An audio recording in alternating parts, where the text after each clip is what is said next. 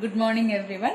So, we are going to the next session of our essay, Dream Children, a Reverie, written by Charles Lamb. We were talking of how this great grandmother used to be a very religious woman and how good a dancer she was, and how these children who are listening these stories are very interesting to listen this, and how they react to the story. So the narrator feels remembering everything that he witnessed, even though this grandmother lived alone in this great mansion which is owned by a rich person, but he remembers the days he used to spend on his vacation here. So he is going to another memory of great grandmother.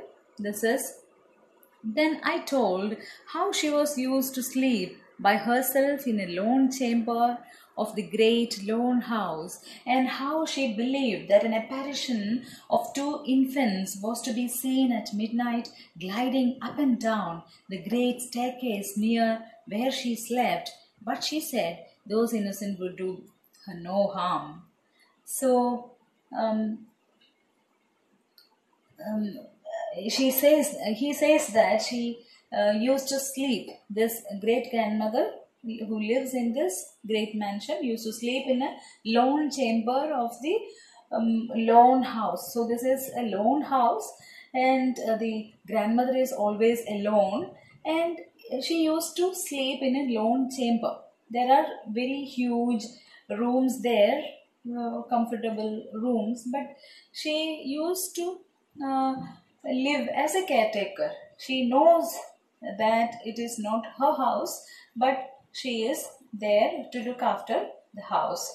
So she was a religious lady, and she has certain beliefs. And so one of such beliefs is this: she believed that an apparition of two infants, so apparition is ghost, so there existed no ghost in this house. Infants was to be seen at midnight gliding up and down the great staircase near where she slept. So there is a staircase near where she slept, and at midnight in horror movies we have seen always the background of horror movies, the settings of horror movies is always a lone house, and it has ghosts, and when it comes at the midnight, and that it is dark, it is there are no people around, so one lone person haunted by ghosts. So there are two ghosts of infants. So the children, they are children. There are ghosts, but they are children's. And she has seen at midnight gliding up and down the great staircase near where she slept. So there is a staircase near where she slept, and she saw the children moving up and down this staircase. And but she said those innocents would do her no harm. So she was so sympathetic to the ghost. Even she didn't even try to go some places where they can remove this ghost, doing some exorcists we call them. So she didn't do anything, she accepted them in her life. So infants lived along with her. They were these infants, ghost infants. And how frightened I used to be. The narrator used to be very frightened, even though in those days I had my maid to sleep with me, because so in those days he was a very young boy. So a maid, a helping woman used to sleep with him, because he was so frightened to sleep alone, because I was never half so good or religious as she. So the reason again he is giving is that grandmother is so religious, and she has nothing to fear about the ghosts. even the ghost, whatever exists there, because she is religious. But this child, when he was a boy, was not that religious as her grandmother. And yet I never saw the infants, and he never saw, because it comes midnight, only great grandmother used to listen them. Here, John expanded all his eyebrows and tried to look courageous.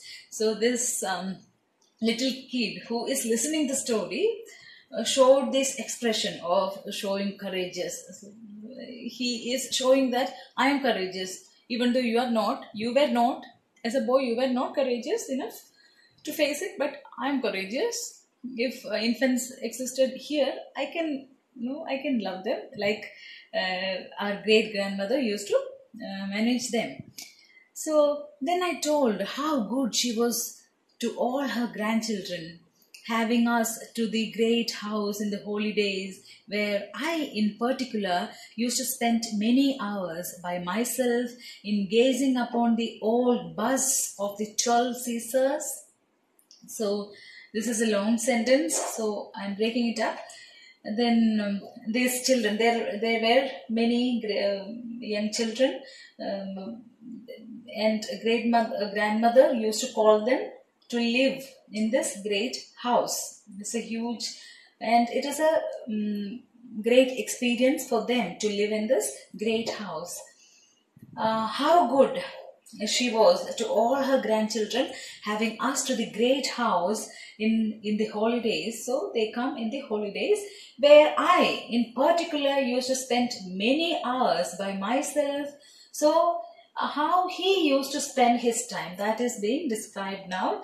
So gazing, I in particular used to spend many hours by myself in gazing upon the old bust of 12 Caesars. So there were these 12 Caesars, the statues of 12 Caesars. Busts are the half-sized statues.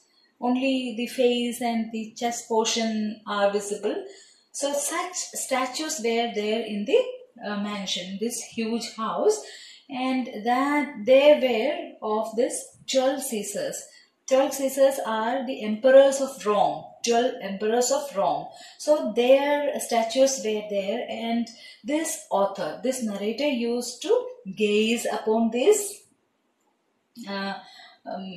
statues till the old marble heads would seem to live again. So these busts were made of marbles, and he looked at it in such a manner, he started feeling that these are real. These busts are coming into life. They are living things.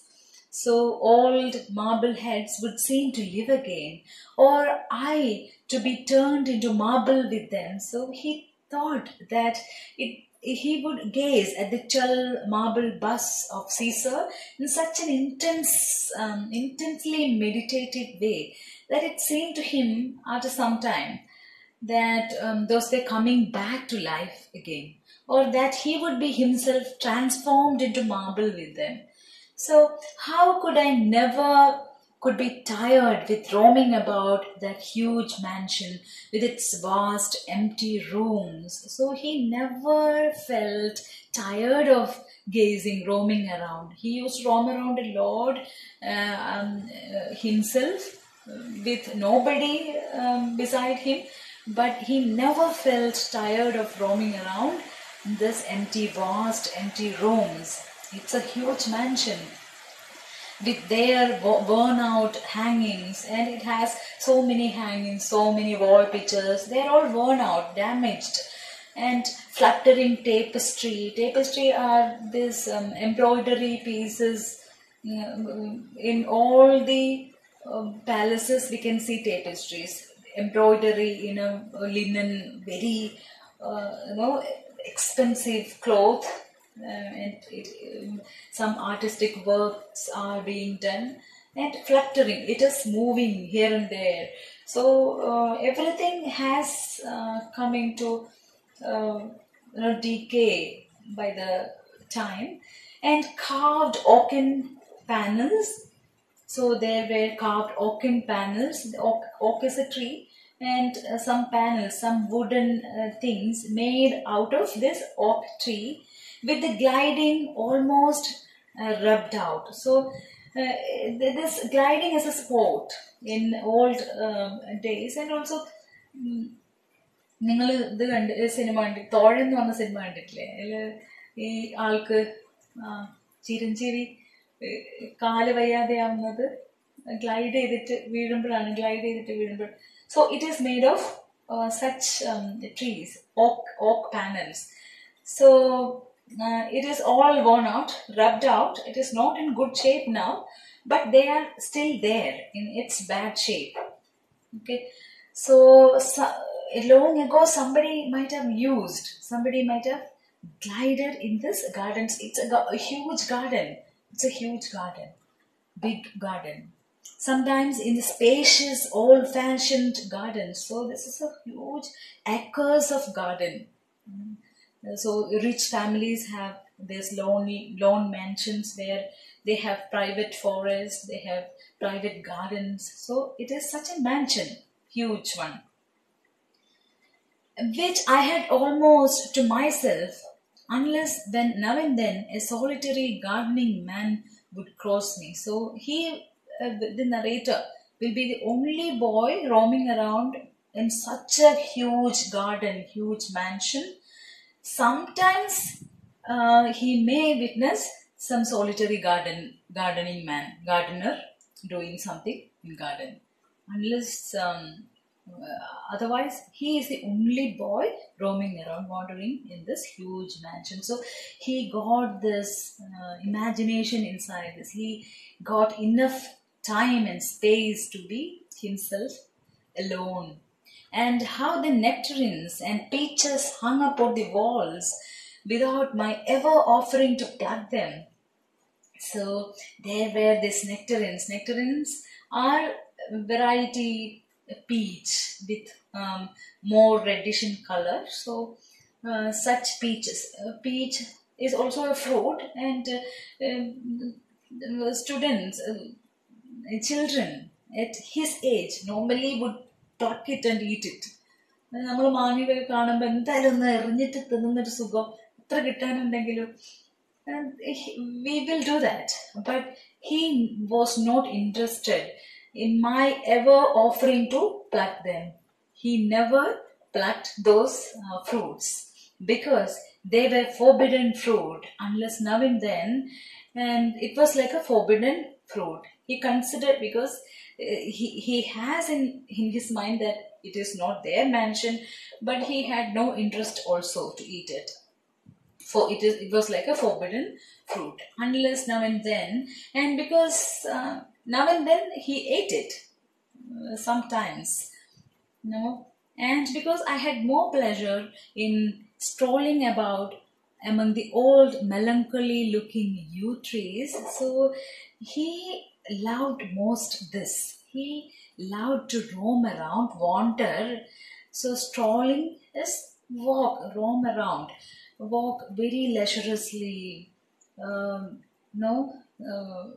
like lonely, thinking about among the old melancholy looking yew trees. Yew trees are beautiful trees in a particular shape, very huge trees. I'll send you the pictures of these trees. Or firs, again a huge tree, and picking up the red berries. There are these red berries, so he may pluck some of red berries and eat it. And fir apples, they were these small apples which were good for nothing but to look at, or in lying about upon the fresh grass with all the fine garden smells around me. So he never found interest in eating the apples or plucking it or destroying the leaves, but to roam around and think about it and enjoy the aroma of the garden, the trees. And he is telling these red berries and fir apples are not touched by anybody.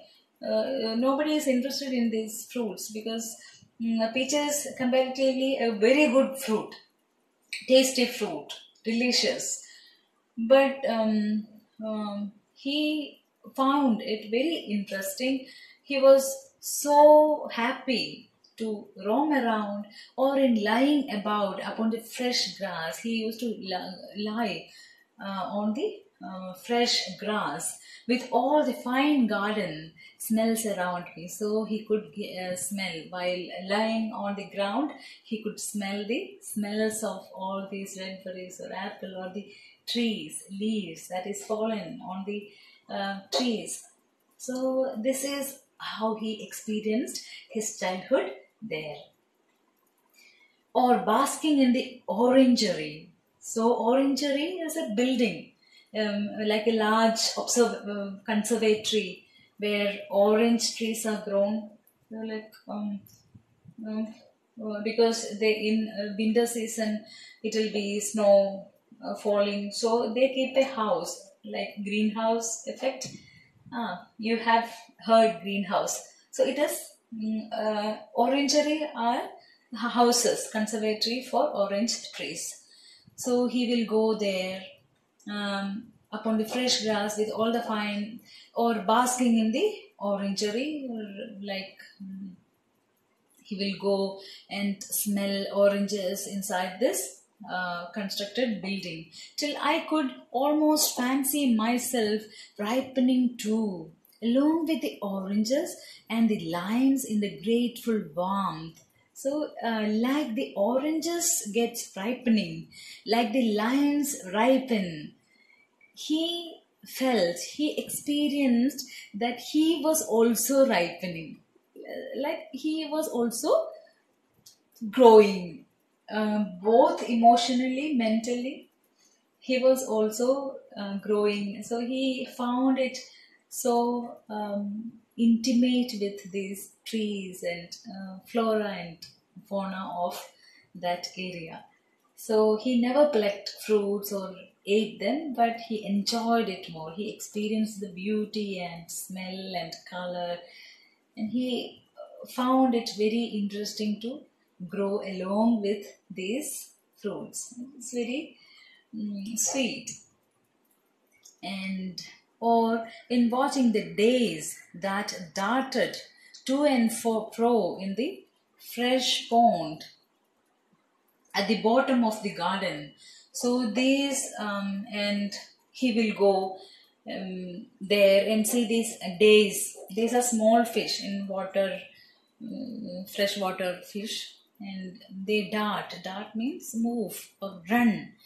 They move along the water to and fro in the fish pond to the bottom of the garden, and in the bottom of the garden there is a fish pond where these fish used to dart, move around, and with here and there a great sulky pike hanging midway down the water in silent state, as if it mocked at their impertinent friskings. So sometimes great sulky pike, so they, under the water, hanging midway, in a midway down the water, there is a great sulky pike. Pike is also a huge fish. This pike eats its own children. Pikes are very dangerous. So as it is a huge fish, it looks at these daisies, which are comparatively smaller to it, like ഈ ചെറിയ കുട്ടികൾ എന്തിങ്ങനെ ഓടിക്കളിക്കുന്നു, like ഒരു പുച്ഛം. So hanging down in the water in silent state, as if it mocked at their impertinent friskiness. Friskiness, leap. Or these days, small children are playfully moving, skipping, leaping. So looking at that, this huge pike feels it is very childish, and it is mocking, like I had more pleasure in these busy idle diversions than in all the sweet flavors of peaches, nectarines, oranges, and such like common baits for children. So he is saying that I had more pleasure. He got happiness in these busy idle. Idols are normally do nothing.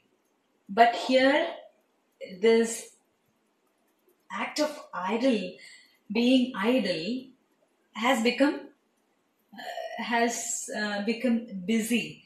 He got busy in this idle wandering, busy idle diversions, than in all the sweet flavors of speeches. He never was exaggerated or anxious to pick the or go and eat peaches, nectarines, oranges, and such like common baits for children. Normal children are interested in all these things, but he was never interested to pluck fruits or eat in it. He always enjoyed the nature, enjoyed the beauty of the garden and the living things in it. So all these hobbies of children were not in his. He was little different. That is why he became a writer. So that was his experience there. We'll continue in the next class, because the next paragraph, next sentence is again big. So thank you for listening. Ask me for doubts. I'll send you the pictures of all these trees and fruits in our group. Take care. Bye.